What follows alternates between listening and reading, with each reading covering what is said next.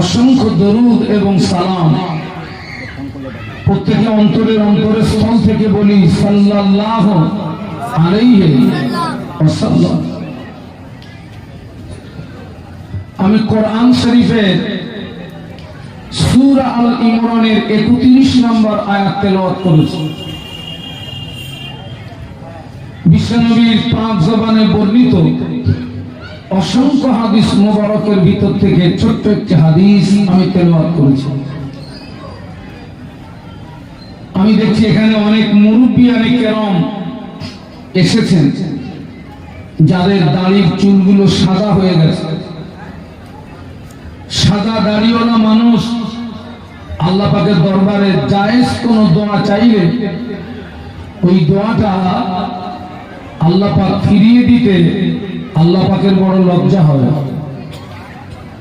তো আমি এখানে দেখছি অনেক মুরব্বী অনেক কেরাম এসেছেন, অধমের জন্য একটু দোয়া, মহান আল্লাহ তার সন্তুষ্টির উদ্দেশ্যে দ্বীনের স্বার্থে আমাকে কিছু আলোচনা করার তৌফিক নসিব করুন। একটু অন্তর থেকে বলুন আল্লাহুম্মা আমিন। আপনারা যারা এখানে এসেছেন আপনারা এই নিয়াতে বসুন যে আজকের এখানে যে সমস্ত ওলামারা আসবেন শরীয়তের মাপকাঠিতে তাঁরা যে আলোচনাগুলো রেখে যাবেন আমরা আল্লাহর রাস্তায় ওই আলোচনাকে মেনে নেব। বলুন আল্লাহুম্মা আমিন। ওয়াজ যদি মানেন তবে আপনার জীবনে উপকার আসবে,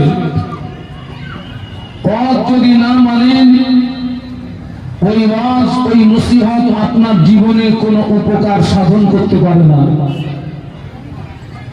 ইতিহাস সাক্ষী যারা সারা জীবন শুনেছে কিন্তু মানেনি তারা সবাই ক্ষতিগ্রস্ত, তারা সকলে ধ্বংস। আল্লাহ পাকের দরবারে আমরা সম্মিলিত ভাবে দোয়া চাই, আল্লাহ পাক আমাদের উভয়কে শোনা বলার চেয়ে বেশি আমল করার তৌফিক নসিব করুন। অন্তর থেকে বলুন আল্লাহুম্মা আমিন।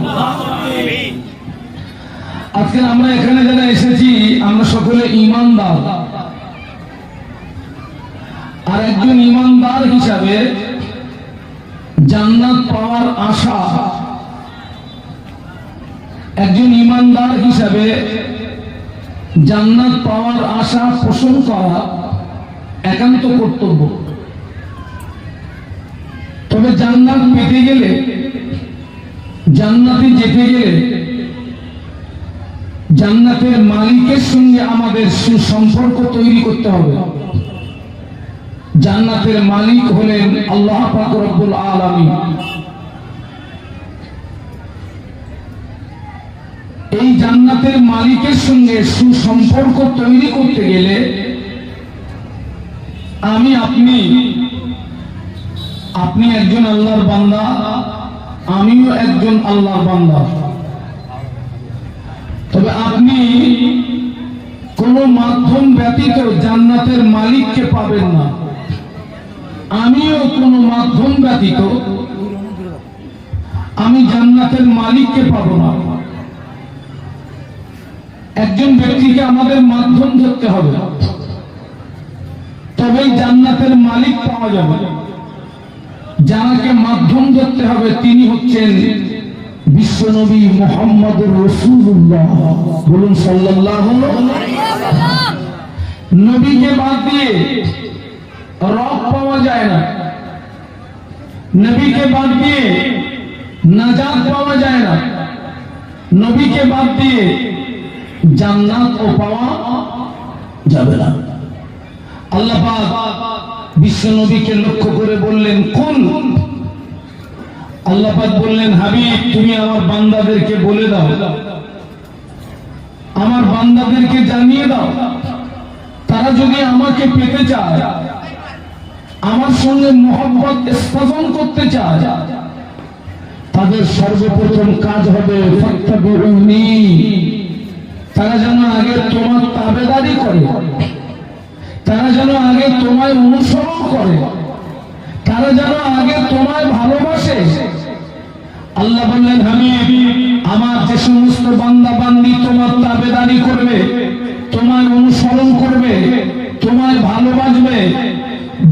নয়, আমি আল্লাহ তাদেরকে ভালোবাসবো। আর একটু মহব্বতে বলুন। আল্লাহ পরেই বললেন, আমি শুধু তাদের ভালোবাসবো না, আমি আল্লাহ পাক খুশি হয়ে ওয়ায়াগফির লাকুম যুনুবাকুম আল্লাহু গফুরুর রহিম, আমি আল্লাহ পাক তাদের উপরে খুশি হয়ে আমি আল্লাহ পাক তাদের জীবনের সমস্ত গুনাহগুলোকে মাফ করে দিই। আর একটু মহব্বতে শুনুন।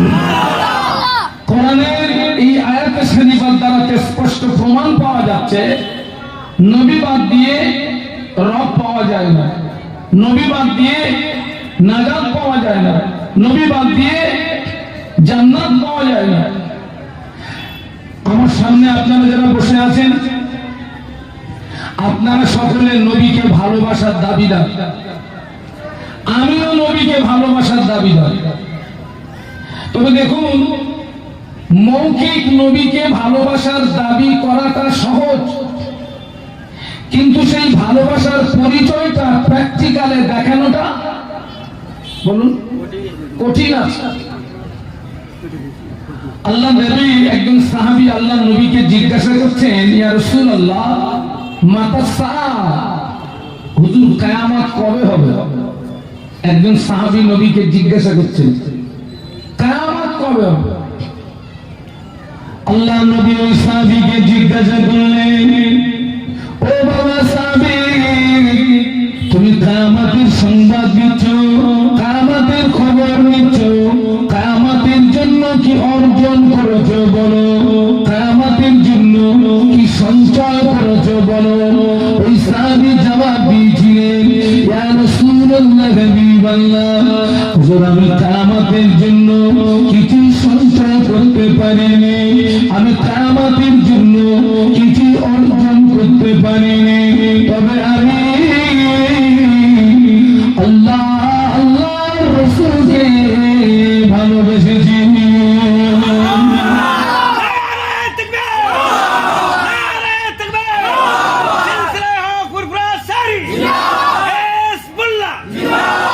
ইয়া রাসূলুল্লাহ, আমি কিয়ামতের জন্য কিচ্ছু অর্জন করতে পারিনি, কিচ্ছু আমার নেই, তবে একটা হাতিয়ার আমার আছে।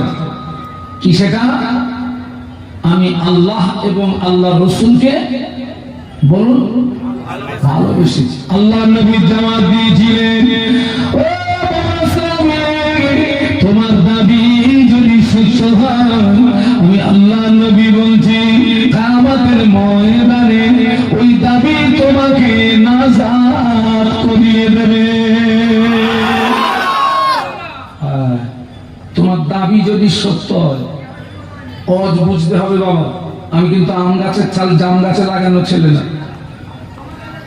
আল্লাহ নবী বললেন, তোমার দাবি যদি বলুন বলুন সত্য হয়, তো আমরা যে নবীর ভালোবাসার দাবিদার, এই ভালোবাসার সত্যতা প্রমাণ করাতে হবে, এই ভালোবাসার বাস্তবতা প্রমাণ করাতে হবে। আল্লাহ বললেন, আমাকে পেতে গেলে নবীকে ভালোবাসো। এখন আমরা যদি 1000 দানার একটা তসবিহ বানিয়ে 24 ঘন্টা নবী নবী বলে টানি, মুখ ব্যথা হবে না ভালোবাসা হবে? কি হবে বাবা? মুখ ব্যথা হবে। নবীর ভালোবাসা, নবীকে ভালোবাসবো কিভাবে আল্লাহ কোরআনে জানিয়ে দিয়েছেন, একটু সুবহানাল্লাহ বলুন।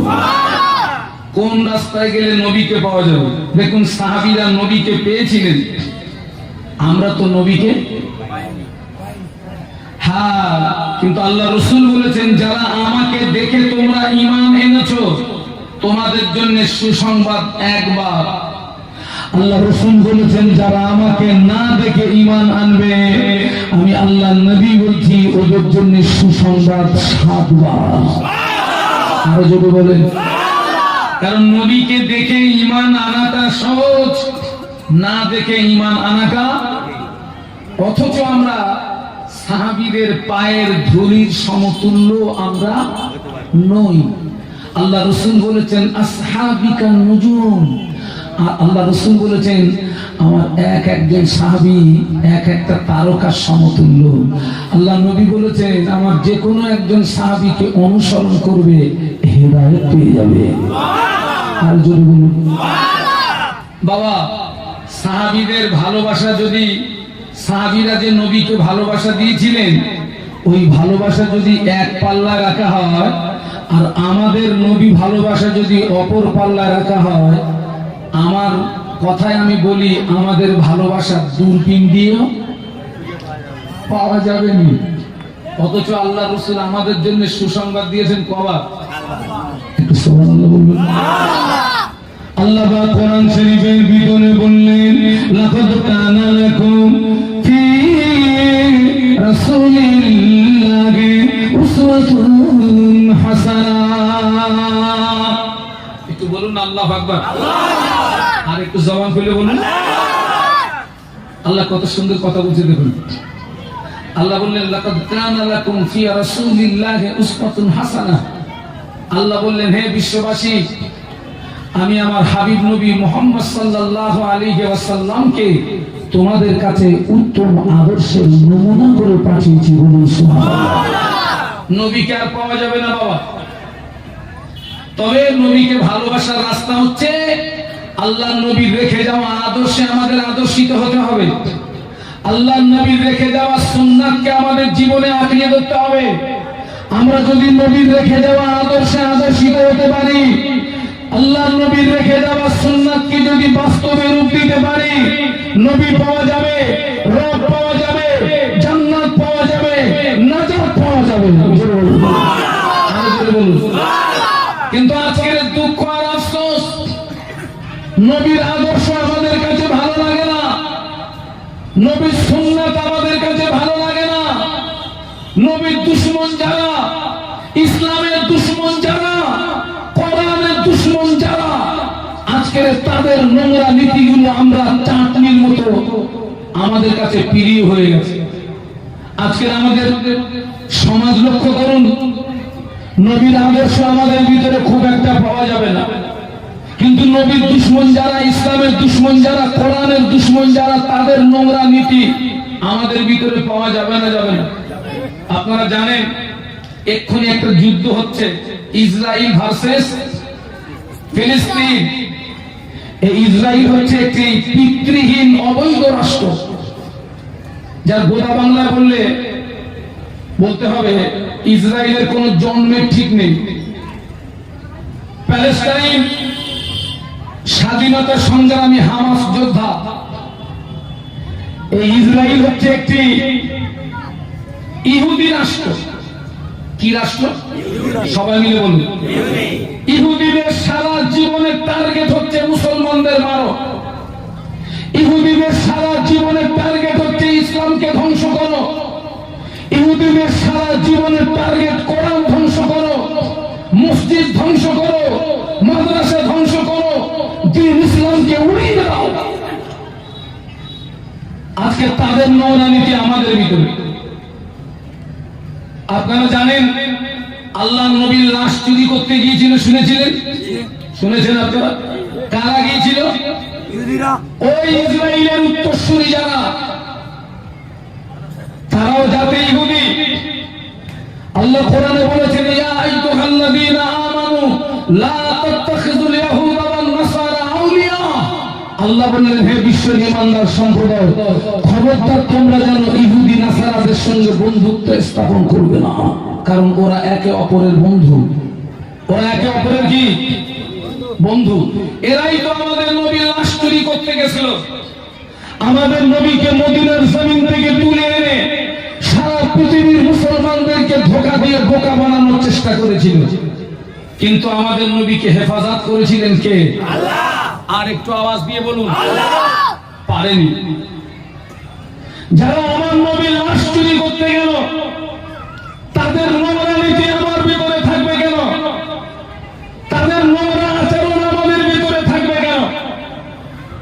ওরা নবীকে আনতে পারল না, নেক্সট ওরা পদক্ষেপ নিল। কোরআন নাজিল হয়েছে নবীর উপরে, আর ওই ইহুদি নাসারাদের আসল পরিচয় আল্লাহ কোরআনের ভিতরে তুলে ধরেছেন। তাই ওই ইহুদি নাসারাদের কোরআনের প্রতি ছিল তাদের রাগ। আপনারা মাঝে মাঝে দেখেন না, কেউ কোরআনকে পদদলিত করছে? আপনারা দেখেছেন না? দেখেন না? আপনারা মাঝে মাঝে দেখেছেন না, কেউ কোরআনকে ছিঁড়ে দিচ্ছে, কেউ আপনার কোরআনের উপরে মদের বোতল রেখে দিচ্ছে। এরা কারা? সব ইহুদির গোষ্ঠী। এরা ওই ইসরায়েলের উত্তরসূরিরা। আজকের ইসরায়েল ফিলিস্তিনের গোলাপ ফুলের মতো নিষ্পাপ বাচ্চাগুলোকে বোমের আঘাতে তারা উড়িয়ে দিচ্ছে। হাজার হাজার নারী পুরুষকে তারা শহীদ করে দিয়েছে। লাখ লাখ মানুষ তারা অসুস্থ, ট্রিটমেন্টের কোনো ব্যবস্থা নাই। বাস্তব বলছি না বাস্তব বলছি? ওরা আমাদের নবীকে আনতে পারলো না। নেক্সট পদক্ষেপ নিল কোরআন বিনষ্ট করতে হবে, কোরআনকে ধ্বংস করতে হবে।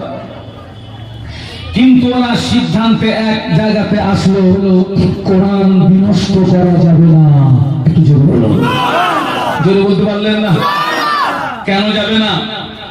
তাম পৃথিবীর জমিনে যত কোরআন শরীফ, ওই কোরআন শরীফ গুলোকে নিয়ে আজকে রাতে আটলান্টিক মহাসাগরে যদি ডুবিয়ে দাও, তাম পৃথিবীর জমিনে যত কোরআন শরীফ, ওই কোরআন শরীফ গুলোকে নিয়ে আজকে রাতে যদি পুড়িয়ে ছাই করে দেওয়া হয়, আল্লাহর নামে শপথ করে বলছি, আগামীকাল পূর্ব দিকে সূর্য ওঠার আগে আবার নতুন কোরআন জন্ম নেবে। আপনাদের এখানে এসে আমি মাদ্রাসায় ছিলাম, ওই মাদ্রাসা একটা হাফেজ কোরআনকে এখানে দাঁড় করিয়ে দেবে, 6 থেকে 8 ঘন্টা সময় দেবে। ওই হাফেজ কোরআন ছেলেটা এক জায়গায় দাঁড়িয়ে দাঁড়িয়ে সূরা ফাতিহা থেকে মিনাল জিন্নাতি ওয়ান নাস এক জায়গায় দাঁড়িয়ে দাঁড়িয়ে 30 মারা আল্লাহর কোরআন তেলাওয়াত করে দেবে। আল্লাহ নিজেই বলেছেন, ইন্না নাহনু নাযালনা যিকরা ওয়া ইন্না লাহু লাহাফিজুন। আল্লাহ বলেছেন, নিশ্চয়ই কোরআন নাযিল করেছি আমি। আল্লাহ বলছেন, নিশ্চয়ই কোরআন নাযিল করেছি আমি, এবং কোরআন হেফাজতের দায়িত্ব আমি আল্লাহ নিজেই গ্রহণ করেছি। কিন্তু আজকের দুঃখ এবং আফসোস, সেই কোরআনের শিক্ষার জন্য মানুষের কাছে হাত পাতলে পয়সা পাওয়া যায় না। ঠিক বলছি না ভুল বলছি? কোরআন শিক্ষাকে প্রতিষ্ঠিত করার জন্য মানুষের কাছে হাত পাতলে টাকা পাওয়া যায় না। কিন্তু এরা অন্য জায়গায় টাকা দেয়, এরা অন্য জায়গায় পয়সা দেয়। এই যার ধ্বংস হবে না তো কোন যার ধ্বংস হবে? কোরআনের প্রতি যাদের মহব্বত নেই, ভালোবাসা নাই, আল্লাহ আমাদেরকে হেদায়েত নসিব করুন। বলুন আল্লাহুম্মা। তাম পৃথিবীর জমিনে বহু ধর্ম আছে, আর প্রত্যেকটা ধর্মের ধর্মগ্রন্থ আছে। আজ পর্যন্ত কোন ধর্মের ধর্মগ্রন্থের কোন হাফেজ নাই। তাম পৃথিবীতে অনেক ধর্ম আছে, আমি এখানে কোন ধর্মকে ছোট করতে আসিনি। লাকুম দীনুকুম ওয়ালিয়া দীন। তবে একটা কথা মাথায় রাখবেন, তাম পৃথিবীর জমিনে যত ধর্ম আছে, আল্লাহর কাছে একটি ধর্ম মনোনীত, সেটি হচ্ছে ইন্নাদ দীনা ইনদাল্লাহিল ইসলাম। একটু জোরে বলুন, আরো জোরে বলুন। এই ইসলাম আমাকে শিখিয়েছে মসজিদে প্রবেশ হওয়ার নিয়ম। এই ইসলাম আমাকে শিখিয়েছে বাথরুমে প্রবেশ করার নিয়ম। বাথরুমে যখন যাবেন আগে ডান না আগে বাম? বাম। আর মসজিদে যখন যাবেন সুবহানাল্লাহ বলতে পারলেন না? ভাই না তাযহাবুন, এই ইসলামকে ছেড়ে কোথায় যাচ্ছ? এই নবীকে ছেড়ে কোথায় যাচ্ছ? এই আল্লাহকে ছেড়ে কোথায় যাচ্ছ?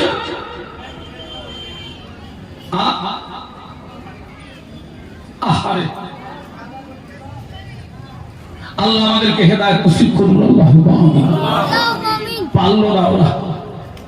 আজকের সেই ইহুদি নাসারাদের নোংরা নীতি আমাদের ভিতরে।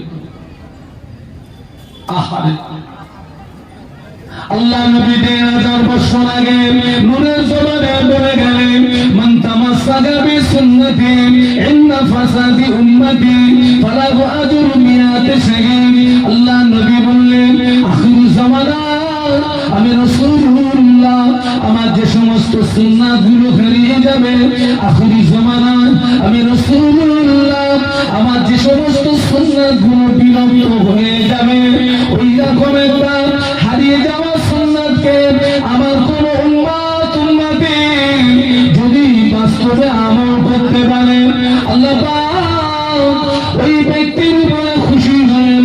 আল্লাহ পাক ওই ব্যক্তির নামে আমলে আমার আল্লাহ 100 শহীদের সওয়াব দান করে। আর যদি বলুন, এই জমানায় নবীর একটা হারিয়ে যাওয়া সুন্নাতকে যদি বাস্তবে রূপ দিতে পারে, আর নবীটা বাদ দিয়ে যদি ইহুদি নাসারাদের নেন, রাসূল বলেছেন মান তাশাব্বাহা বিকওমিন ফাহুয়া মিনহুম। পৃথিবীর জমিনে যে জাত, যে কওমের সঙ্গে তোমার ভালোবাসা থাকবে, যাদের চাল চলন, যাদের কথাবার্তা, যাদের পোশাক আদি তোমার ভিতরে থাকবে, রাসূল বলেছেন কিয়ামতের ময়দানে ওই জাত, ওই কওমের সঙ্গে তার কি হবে? হাসর হবে, হাসর হবে। আর রাসূল বলছেন আখির জামানায় আমার একটা যে সমস্ত সুন্নাতগুলো হারিয়ে যাবে, বিলুপ্ত হয়ে যাবে, ওই রকম একটা হারিয়ে যাওয়া সুন্নাতকে যদি কেউ বাস্তবে আমল করতে পারে, আল্লাহ পাক ওই বান্দা বান্দির নামে আমলে 100 শহীদের সওয়াব দান করে। যদি বলতে পারলেন না, এই মাথায় টুপি দেওয়াটা কি? আপনাদের মাথায় টুপি নেই কেন? রাগ করলেন নাকি? ভালোবেসে একটা কথা বলে যাচ্ছি, আমরা যখন অন্য জায়গায় যাই, ভালো জামাটা পরে যাই, ভালো লুঙ্গিটা পরে যাই, এদিকে একটু সেন মারি, ওদিকে একটু সেন মারি। ও ছেলেরা, এখানে কি শুধু আমরা মানুষ বসে আছি মনে করছেন নাকি? অগণিত রহমতের ফেরেশতারা অবস্থান করছে। সুবহানাল্লাহ। এবং এইরকম পরিবেশে আল্লাহর নবীর আগমন ঘটে থাকে। জোরে বলুন, এইরকম পরিবেশে আল্লাহর রাসূলের আগমন ঘটে থাকে। আরো জোরে বলুন সুবহানাল্লাহ। এখানে আসবেন, ভালো জামাটা পরে আসবেন, ভালো লুঙ্গিটা পরে আসবেন। ভালো বলতে আমি নতুন বলিনি, ছেঁড়া হোক, পাক হোক, পাক সব জামাটা পরে আসবে, মাথায় টুপি দিয়ে আসবে, গায়ে একটু আতর দিয়ে আসবে। কারণ এখানে আল্লাহর অগণিত রহমতের ফেরেশতারা অবস্থান করছে এবং এই রকম পরিবেশে আল্লাহর রাসূলের আগমন ঘটে থাকে। বলুন সুবহানাল্লাহ। তবে এখানে একটা বিষয়কে পরিষ্কার করে দেই, প্রত্যেকটা মাহফিলে আল্লাহর নবীর উপস্থিত হওয়াটা জরুরি নয়, তবে কিছু কিছু মাহফিলে রাসূলুল্লাহর আগমন ঘটে থাকে। আপনারা ফুরফুরা শরীফের ইসালে সবে জানতো? তারিখটা বলেন তো? বাহ বাহ, সূরা ফাতিহার মতো মুখস্থ করে গেছেন, আলহামদুলিল্লাহ। 21, 22, 23 ওই সালে সব কে কায়েম করেছিলেন? আমির শরিয়ত মুজাদ্দিদ জামান কুতুবুল আলম, আমার কলিজা দাদা হুজুর পীর রহমাতুল্লাহ কায়েম করেছিলেন, যিনি ছিলেন 52 জেলার পীর। কত জেলার বাবা? আমি 26 বছর ওয়াজ করছি গো, আমি এখনো 52 জেলা দেখিনি। কত বছর বললাম? 26 বছর ওয়াজ করছি, আমি এখনো 52 জেলা দেখিনি। আমার মুজাদ্দিদ জামান ছিলেন 52 জেলার। ওই সালে সবে 52 জেলা থেকে মানুষ আসতেন। তবে ওই সালে সবে একটা বৈশিষ্ট্য ছিল, আলেম ওলামারা ওয়াজ করেন বসে বসে না, দাঁড়িয়ে দাঁড়িয়ে। আজও দাঁড়িয়ে দাঁড়িয়ে ওয়াজ করেন, তবে যিনি অসুস্থ তার ফতোয়া আলাদা। হ্যাঁ, দাঁড়িয়ে পেশাব করা যায়? হ্যাঁ যায়। কখন যায়? মনে করুন আমার এই পার বগলে, 2 বগলে 2টো ফোড়া হয়েছে বাবা, আমি বসে পেশাব করতে পারবো? ওই সময় আমার জন্য দাঁড়িয়ে পেশাব করা জায়েজ, সকলের জন্য জায়েজ নয়। তায়াম্মুমটা সকলের জন্য জায়েজ নয়। যিনি পানি ব্যবহার করলে রোগটা বেড়ে যাবে, তার জন্য তায়াম্মুম করাটা জায়েজ আছে। ফুরফুরা শরীফে মুজাদ্দিদুস জামান আমির শরিয়ত কুতুবুল আলম দাদা হুজুর পীর খিবলা রহমাতুল্লাহ আলাইহি ওই ইসালে সাহেব বসিরাতে বড় মাওলানা আল্লামা রুহুল আমিন রহমাতুল্লাহ আলাইহি দাঁড়িয়ে দাঁড়িয়ে দাঁড়িয়ে ওয়াজ করতে, মুজাদ্দিদুস জামান পাশে বসে আছেন। হুজুর আল্লামা বক্তৃতা চলাকালীন মুজাদ্দিদুস জামান আচমকা দাঁড়িয়ে গেলেন। আল্লামা হুজুর আচমকা কেন দাঁড়িয়ে গেলেন? হঠাৎ